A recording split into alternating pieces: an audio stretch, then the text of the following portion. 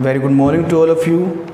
आज हम 12th class का एडमिशन ऑफ ए पार्टनर का एक इम्पोर्टेंट टॉपिक करेंगे, जिस टॉपिक के ऊपर आपका 8 मार्क्स का क्वेश्चन अटैम्प्ट होगा, 6 मार्क्स का क्वेश्चन अटैम्प्ट होगा। और जो मैं आपको ये टॉपिक करवाऊंगा, इस टॉपिक से आपका एडमिशन ऑफ ए पार्टनर भी कवर हो जाएगा और आपका रिटायरमेंट ऑफ ए पार्टनर का फर्स्ट पार्ट जो होता है रिवैल्यूएशन अकाउंट, वो भी कवर हो जाएगा। तो आज का टॉपिक रहेगा हमारा revaluation account. Today's topic is revaluation account. Revaluation account क्या होता है? सबसे पहले रिवैल्यूएशन अकाउंट की नेचर। रिवैल्यूएशन अकाउंट एक नॉमिनल नेचर अकाउंट है। अगर आपसे पूछ लें एग्ज़ाम के अंदर 2 मार्क्स या 4 मार्क्स के अंदर कि what do you mean by revaluation account, तो आप क्या लिखोगे? Revaluation account is a nominal nature account and it's rule is debit all the expenses and losses, credit all the income and gains. Debit में वो क्या आएंगे? सारे खर्चे, और क्रेडिट में क्या आएंगे? सारी इनकम। सबसे पहली बात। सेकंड पॉइंट, व्हेन प्रिपेयर्ड, कब बनाया जाता है?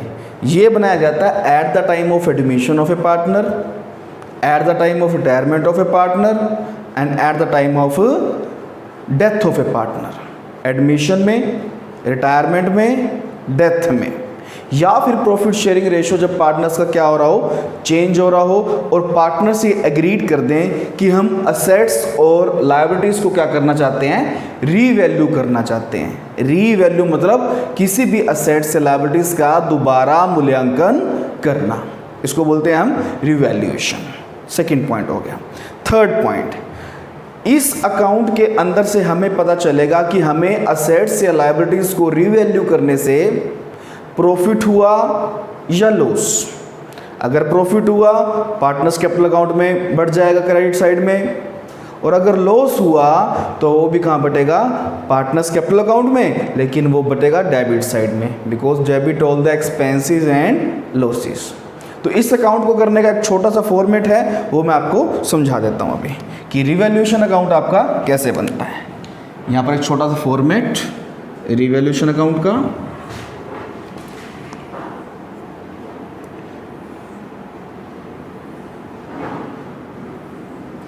ये डेबिट साइड और ये क्रेडिट साइड। सबसे पहले रिवैल्यूएशन के अंदर आपको असेट्स और लायबिलिटीज का ही क्या करना है? मूल्यांकन करना है। तो अगर किसी असेट्स की वैल्यू बढ़ जाए, जैसे हमारे पास स्टॉक है 50,000 का, अब हमने उसको रिवैल्यू किया 70,000 में, तो हमारे पास स्टॉक की वैल्यू क्या हो गई? बढ़ गई ना। अगर स्टॉक की वैल्यू बढ़ गई है, किसी भी असेट्स की वैल्यू बढ़ गई, तो आप वो क्रेडिट साइड में लगाओगे। तो लिखेंगे कैसे हम यहाँ पर? To increase in the value of assets. अगर किसी असेट्स की वैल्यू क्या हो रही है? इंक्रीज हो रही है। ऑन द अदर हैंड अगर डिक्रीज हो रही है तो वो डेबिट साइड में आ जाएगा। यहाँ पर 2 की जगह बाय लगाओ क्योंकि क्रेडिट साइड है। To decrease in the value of assets, यानी अगर किसी असेट्स की वैल्यू कम हो रही है तो डेबिट में लगाओ, और बढ़ रही है तो क्रेडिट में लगाओ। On the other hand of liabilities, liabilities क्या होती हैं? अगर बढ़ रही हैं तो हमारे लिए क्या है? नुकसान है, लॉस है। हमारी लायबिलिटी बढ़ रही है, पहले हमने 20,000 देने थे, अब हमने देने 50, 30 फालतू देने ना, तो हमारा नुकसान है। नुकसान कहाँ आएगा? डेबिट में। Debit all the expenses and losses. तो यहाँ लगाओ to increase in the value of liabilities. अगर बढ़ रही है तो, और अदर हैंड कम हो रही है तो वहीं आएंगे। By decrease in the value of liability, और अगर कम हो रही है तो कहाँ आएंगे? वो क्रेडिट साइड में। ध्यान रखना है, डेबिट में नुकसान और क्रेडिट में सारे फायदे। ये हुई असेट्स और लायबिलिटीज़ की बात। थर्ड बात आती है हमारे पास यहाँ पर अनरिकॉर्डेड असेट्स और अनरिकॉर्डेड लायबिलिटीज़। अनरिकॉर्डेड असेट्स क्या होती है हमारे लिए? फ़ायदा। फ़ायदा कहाँ आता है? क्रेडिट साइड में। अनरिकॉर्डेड असेट्स होती कौन सी हैं? अनरिकॉर्डेड असेट्स वो होती हैं जो असेट्स हमारे पास बैलेंस शीट में तो गिवन नहीं है, लेकिन एडजस्टमेंट में हमें क्या रखा है कि इसका अकाउंटिंग ट्रीटमेंट आपने करना है, तो उसको हम बोलते हैं अनरिकॉर्डेड असेट्स। ये हमारे लिए फ़ायदा होती हैं। तो फ़ायदा कहाँ लगाएंगे हम? क्रेडिट साइड में, बाय अनरिकॉर्डेड असेट्स यहाँ लगा दो, और अनरिकॉर्डेड लायबिलिटीज़ यहाँ लगा दो, टू अनरिकॉर्डेड लायबिलिटीज़ वो कहाँ लगा दोगे आप?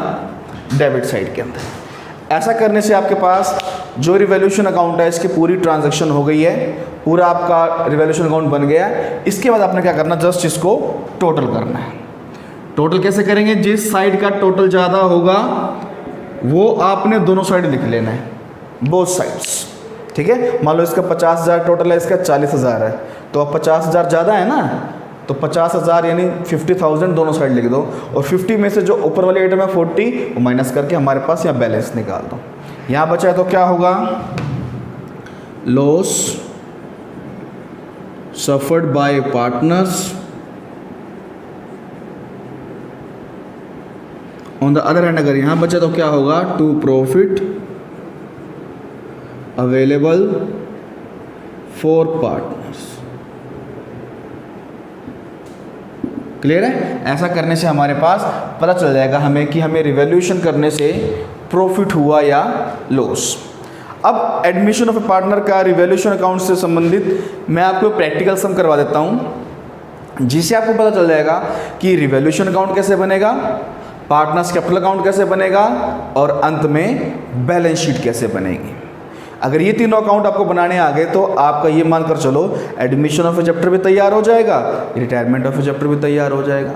और मैं बिल्कुल आसान तरीके से करवाऊंगा आपको, बिल्कुल स्लो करवाऊंगा, आपने बस समझते रहना है। आपके पास बुक है तो बुक खोल लीजिए, बुक के अंदर से स्टेटमेंट देखने के बाद ही हम ये सम करेंगे। सम नंबर मिलेगा ये आपको एडमिशन ऑफ ए पार्टनर में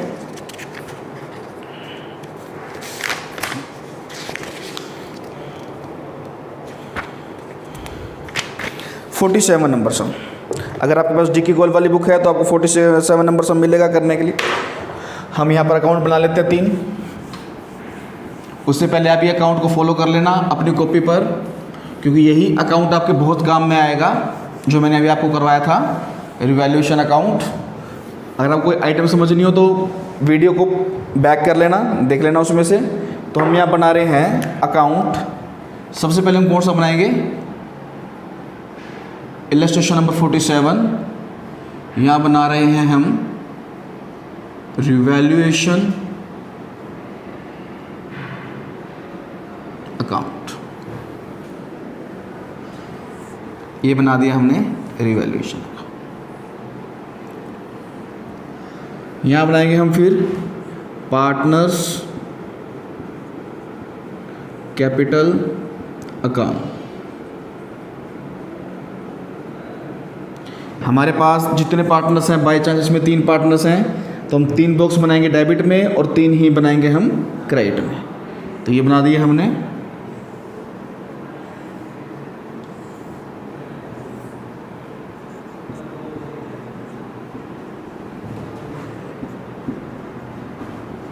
और यहाँ बनाएंगे हम बैलेंस शीट।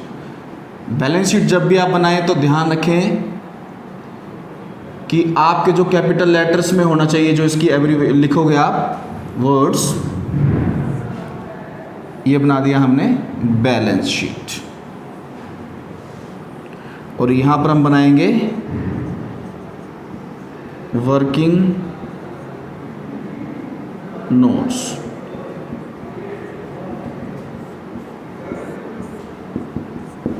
तो स्टार्ट करते हैं इलस्ट्रेशन। इलस्ट्रेशन नंबर 47 में कहता है the following was the balance sheet of Anurag and Bhavana A B who were share profit in the ratio of 2:1। Anurag और भावना का रेशो क्या है? 2:1 है। तो लिख लेंगे यहाँ पर अनुराग और भावना रेशो है 2:1। इसके बाद क्या कहता है हमारे पास, on 1 April they admit Monica. उन्होंने किसको एडमिट किया? मोनिका को। और फॉलोइंग टर्म्स पर Monica was to be given 1/3 share in profit and was to bring 15,000 as capital and 6,000 as share of goodwill. कितने शेयर के लिए आई है ये? 1/3 के लिए। 15,000 तो किस चीज़ के लेकर आई है? कैपिटल के। और 6,000 किस चीज़ के लेकर आई है ये? गुडविल के। तो पहली बात ये कह रखी है आपको, आपने क्या करना है, जो कैपिटल के पैसे मोनिका लेकर आई है ना, मोनिका के क्रेडिट में लगा दें। 15,000 लेकर आई है ये, और यहाँ लिखेंगे क्या? बाय बैंक अकाउंट, यानी बैंक अकाउंट से पैसे लेकर आई है मोनिका। मोनिका के बॉक्स में लगा दिए 15,000 रुपये, सिर्फ कैपिटल का पैसा। और जो 6,000 रुपये गुडविल के हैं, ये क्या करने हैं हमने? 6,000 गुडविल के लेकर आई है ना, तो ये इसको हमें बांटने पड़ेंगे अनुराग एंड भावना में। किस रेशो के अंदर? सेक्रीफाइसिंग रेशो के अंदर। चूंकि ये फर्स्ट केस है, मैं आपको काफ़ी दिनों से पढ़ा रहा हूँ कि जब हमारे पास कुछ ना कह रखा हो, हमारे पास न्यू रेशो ना हो, तो जो ओल्ड रेशो होगी वही क्या होती है? सेक्रीफाइसिंग रेशो होती है। तो हमारे पास 6,000 रुपये हैं गुडविल के, इसको बांट दें। किस किस में बांटोगे? अनुराग और भावना में। कितना है अनुराग का शेयर? इंटू 2/3 ये है अनुराग का। भावना का कितना है? 6,000 इंटू में 1/3, तो कितना हो जाएगा यहाँ पर? 4,000, और यहाँ पर कितना हो जाएगा? 2,000। अब बांट दो उसको, तो देखिए कैसे इसको। देखो यहाँ पर 4,000 अनुराग को, भावना को 2,000, और यहाँ लिखेंगे क्या हम? बाय प्रीमियम फॉर गुडविल, यानी प्रीमियम फॉर गुडविल का पैसा लेकर आई है।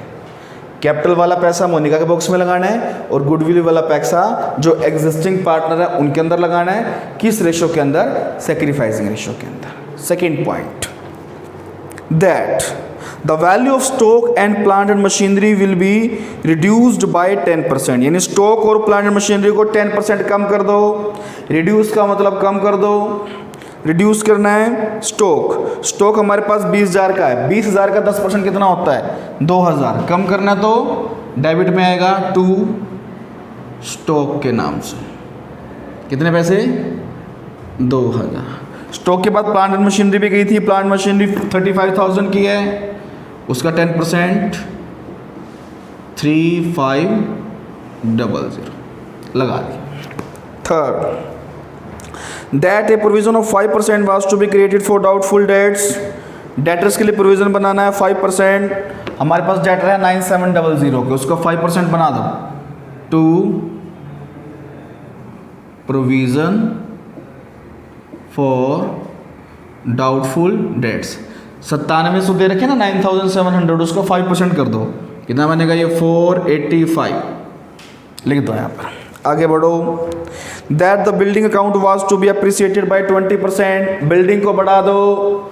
20% बिल्डिंग की वैल्यू है 50,000, तो 50,000 का 20% कितना होता है? 10,000। यहाँ लगा दो बाय बिल्डिंग अकाउंट 10,000। आगे कहता है next, investment worth ₹1400 not mention in the balance sheet were to be taken into account. Not mention in the balance sheet का मतलब क्या हुआ कि हमारे पास ये अनरिकॉर्डेड है, और अनरिकॉर्डेड कहाँ आएगी? हमारी क्रेडिट साइड में। तो लगा दो यहाँ पर आप बाय अनरिकॉर्डेड इन्वेस्टमेंट। कितना है ये? 1400। फ़ायदा है, फ़ायदा क्रेडिट साइड में आएगा। आगे क्या कहता है हमारे पास, that the amount of goodwill was to be withdrawn by old partners, यानी जो गुडविल का अमाउंट है वो पुराने पार्टनर्स ने क्या किया? निकाल लिया, विड्रॉ कर लिया। विड्रॉ मतलब निकाल लिया। निकाल लिया तो कहाँ लगाएंगे हम? डेबिट साइड में। मिले थे इनको कितने 4 और 2, तो 4 और 2 ही इन्होंने निकाल लिए। बाय चांस इन्होंने क्या रखा होता, हाफ अमाउंट निकलवा लिया, तो हाफ कैसे करते, 4 का हाफ 2, 2 का हाफ 1। अब इसमें तो पूरा ही निकाल लिया ना, तो पूरा ही हमने विड्रॉ कर लिया और निकाल लिखेंगे क्या यहाँ पर, टू बैंक अकाउंट। सारी एडजस्टमेंट होने के बाद आपने क्या करना है, बैलेंस शीट में देखना है। बैलेंस शीट में प्रॉफिट पड़ा हो, रिजर्व पड़ा हो, लॉस पड़ा हो, उसको पार्टनर्स कैपिटल अकाउंट में बांटना है। कैपिटल भी देखनी है, कैपिटल कितनी गिवन है हमारे पास, कैपिटल है अनुराग और भावना की 30 and 20, तो यहाँ लगा देंगे हम बाय बैलेंस BD। अनुराग की कितनी है 30, भावना की कितनी है 20, लगा दिया। अब ये करने के बाद आपने क्या करना है, इनको टोटल कर देना है। तो टोटल कैसे करेंगे, ध्यान से देखें। जिस साइड का टोटल ज़्यादा हो, मैंने ये कहा था आपको, देखने से पता चल रहा है कि क्रेडिट साइड का टोटल ज़्यादा आएगा। तो हमारे पास इसका टोटल बना 11400, तो इसका भी कितना लिखेंगे, 11400। 11400 में से हमने ये 3 अमाउंट्स क्या कर देनी है, माइनस कर देनी है। तो 5985 क्या बचेगा हमारे पास, 5415, और ये क्या है हमारे पास, प्रॉफिट हो गया। To profit available for partners, यानी हमारे पास पार्टनर्स के लिए प्रॉफिट अवेलेबल है कितना, 5415, यानी 5415। अब हम इस 5415 को बांट देना है अनुराग और भावना में 2:1। 2:1 मतलब 2:1, तो कितना बनेगा ये 3610 और 1805। ये दोनों यहाँ लगा दो, अगर लॉस होता तो यहाँ लगा देते, ठीक है। तो यहाँ लगा दो। अब बाय कौन से अकाउंट से लेकर आए हो, रिवैल्यूएशन अकाउंट से, तो रिवैल्यूएशन अकाउंट का नाम लिख देंगे। यहाँ पर क्या लिखेंगे हम, 36101805, और यहाँ पर कुछ भी नहीं, लाइन लगा दें यहाँ पर। अब देखो 30 और 4 34 और 3 37,610, 23805, और यहाँ पर कितना आएगा हमारे पास 15,000। यहाँ पर भी यही बैलेंस लिख देंगे हम जो हमने यहाँ से निकाला है, 37610 23805 15,000।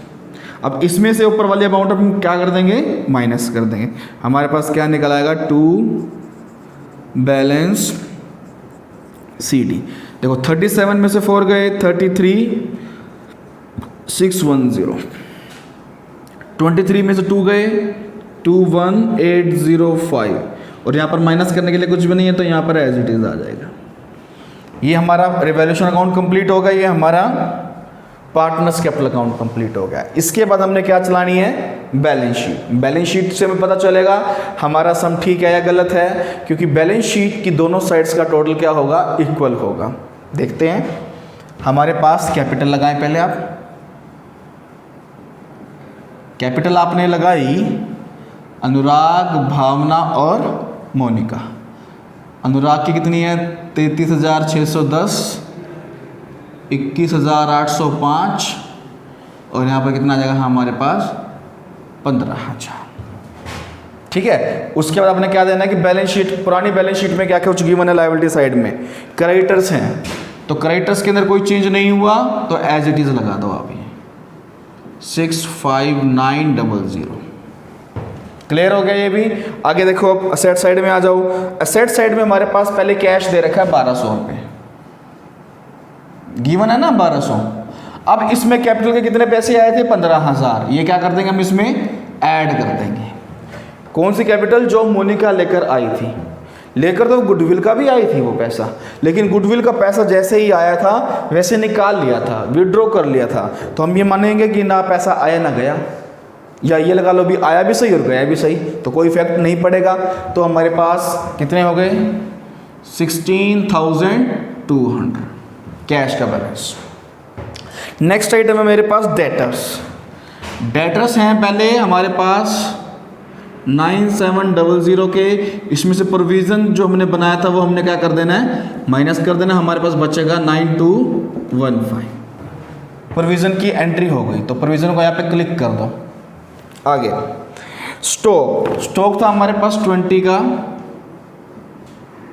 यहाँ लगाएं, माइनस स्टॉक को आपने कम किया था 2000 से, तो स्टॉक कितना बचा हमारे पास 18,000 का। इसकी एंट्री भी हो गई, ये भी क्लिक कर दो, ये लिख दो डेप्रिसिएट या रिड्यूस, एक ही बात है। स्टॉक के बाद हमारे पास क्या है, प्लांट एंड मशीनरी।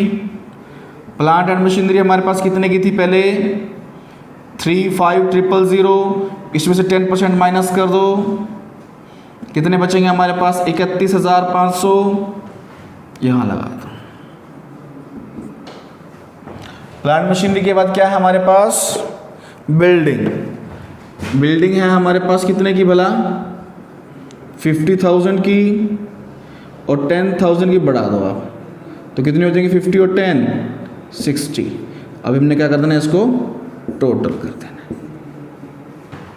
टोटल करेंगे तो देखो कैसे करेंगे हम, 0 5 1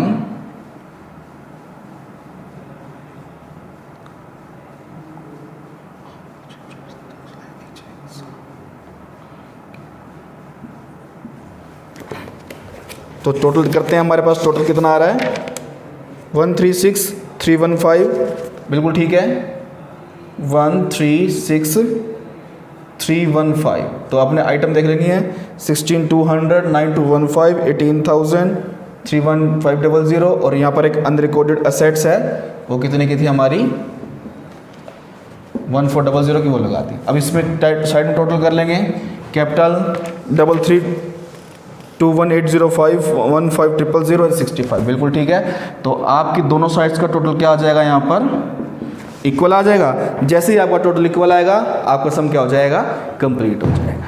तो ये जो क्वेश्चन था आपका revaluation account, partners capital account, mostly question आगे ऐसे ही मिलेंगे आपको, बस उसमें क्या हो जाएगा, चेंज क्या होगा, किसी में रिजर्व आ जाएगा, बाई चांस ऐसा रिजर्व आ जाए तो यहाँ बांट देना, प्रॉफिट आ जाए तो भी यहाँ बांट देना, रेशो वही रहेगी, पुराने पार्टनर्स पुराने रेशो, यानी ओल्ड पार्टनर्स ओल्ड रेशो।